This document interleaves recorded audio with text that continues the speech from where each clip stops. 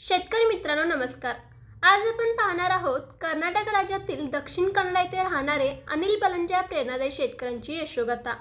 पाठीमागील 20 वर्षापासून हा शेतकरी जगभरातील दुर्मिळ आणि विदेशी फळांची लागवड आपल्या शेतीत करत असून वयाच्या अवघ्या 19व्या वर्षापासून त्यांच्या या प्रवासाला सुरुवात झाली.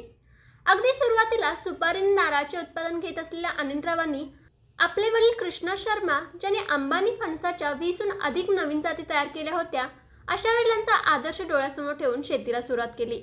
आज त्यांच्या 30 एकर शेतावर जगभरातल्या 40पेक्षा जास्त देशांमधून आणलेल्या 750पेक्षा जास्त फळझाडांच्या जाती असून यामध्ये Malaysia, Thailand, Brazil, Indonesia, Australia आणि मेक्सिको अशा देशांचा समावेश आहे. सध्या यातील सुमारे 250 झाड फळं देत आहेत. त्यांच्या या शेतामध्ये केवळ वेगवेगळ्या देशातील फळझाडच नाहीत तर एकाच फळाच्या अनेक उपजातीसुद्धा आहेत. याचबरोबर आंबा, लिंबू, जांभूळ, पेरू आणि फणस यांचाही अभ्यास करून या फळांची लागवड सुद्धा ते आपल्या शेतात करतायत. अनिलराव सांगतात, या सगळ्या फळांच्या लागवडीसाठी भरपूर अभ्यास, काळजी आणि संयम लागतो. जास्त पावसाच्या काळात बुरशी आणि नेमॅटोड रोगाचं प्रमाण वाढतं. फळ पक्व होताना फळमाशीचा त्रास होतो. मोर, माकड यासारख्या प्राण्यांपासून पीक वाचवावं लागतं. काही झाडांना फळ यायला 10 ते 15 वर्षे लागतात तर अनेक वेळा बी मिळवणं, त्याचं रुजणं आणि वाढवणं हे सर्व खर्चिक असतं.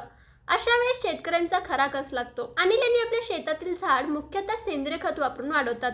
त्याचबरोबर विशेष पॉलिहाऊसमध्ये तापमान, प्रकाश आणि पाण्याचं नियोजन करून झाडांना गरजेचे घटक पुरवले जातात.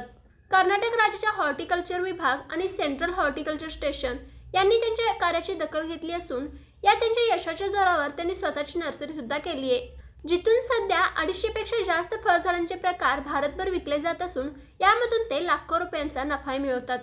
शेतकरी मित्रांनो, तर तुम्हाला आजची अनिलरावांची यशोगाथा कशी वाटली हे कमेंट करून नक्की सांगा. त्याचबरोबर अशाच विविध यशोगाथा पाहण्यासाठी आताच तुमच्या कृषी मंत्र यूट्यूब चॅनलला सबस्क्राईब करा व आमच्या फेसबुक आणि इन्स्टा पेजला फॉलो करा.